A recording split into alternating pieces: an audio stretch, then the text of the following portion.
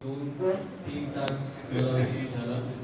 पण बाकीचे इतर इम्पॉर्टंट कामामुळे आमच्या 31 जुलै आहे तर माझे पोलीसचे बरेच लोक आज रिटायर होतात.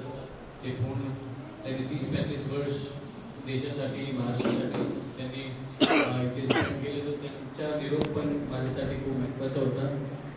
त्यामुळे थोडासा मला एक खुशी झाली.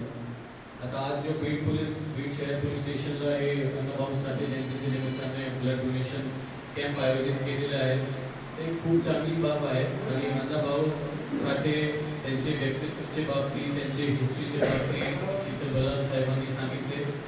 जशी परिस्थितीमध्ये 1920चे नंतर त्यांनी भारतचा जो फ्रीडम स्ट्रगल आहे आणि कास्ट ऑपरेशन, कास्ट डिस्क्रिमिनेशन जो होता टॉपिक, त्याच्या बाबतीत त्यांनी जो भारताला एक कॉन्ट्रीब्युशन दिलेला आहे तो अनपॅरलड आहे. आज आपल्या संविधानमध्ये आणि आपण सगळे लोक बसून right to equality, right to freedom against discrimination आपल्याला भेटलेलं आहे.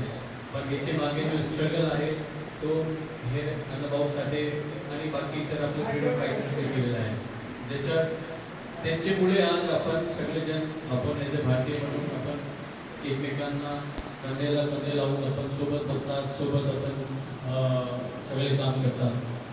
पण खरा श्रेय त्यांचा आहे. त्यांच्या काळात हे सोशल मीडिया हे सगळं नव्हतं. आज हे आहे. आज आपण आपली आवाज वर करण्यासाठी, आपली आवाज ऐकण्यासाठी आपण हे सगळं वापर करू शकते. त्यावेळेस परिस्थिती वेगळी होती.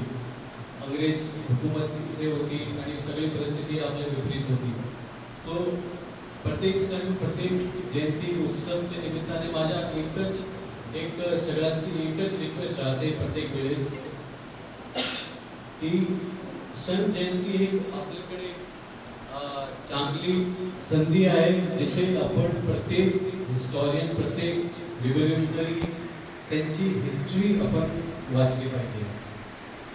अण्णाभाऊ साठे जयंती आहे तो प्रत्येक आपल्या नवयुवकला, प्रत्येक माणूसला त्यांनी जो आपल्यासाठी भारतासाठी दिलेला जो बलिदान आहे आपल्या सगळ्यांनी आपण वाचले पाहिजे. पुढे आपला गणपती जयंती येणार, तो गणपतीचं काय महत्त्व आहे, काय इतिहास आहे ते वाचले पाहिजे.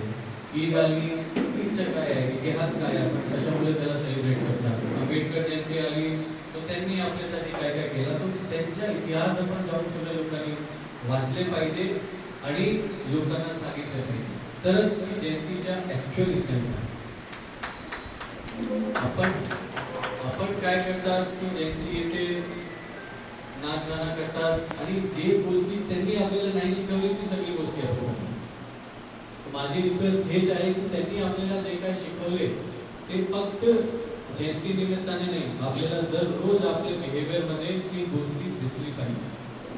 तो आज तुम्ही आले, तुमच्या डेडिकेशन 3 तास तुम्ही थांबले, ह्याच्यावरून दिसतं की तुम्ही हिंदी जे शिकवलेले त्याच्या तुमच्याकडे आतमध्ये आळे पावले. पण जाऊन आपल्याला सोसायटीमध्ये सुद्धा सांगण्याची गरज आहे.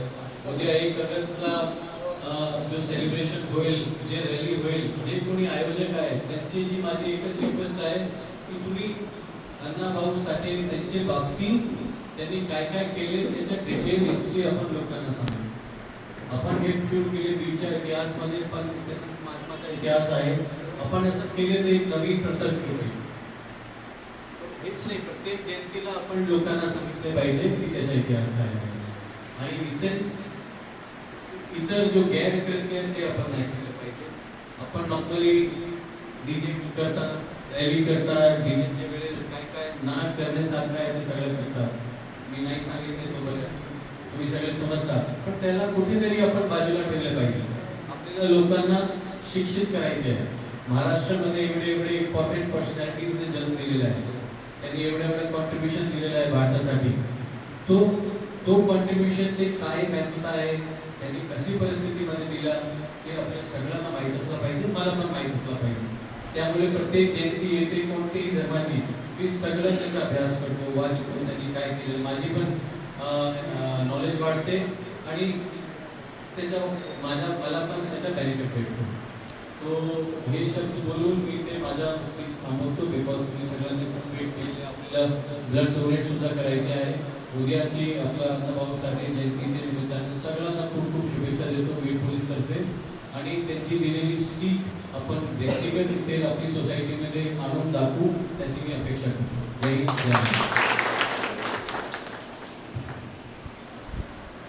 आता सर्व सगळे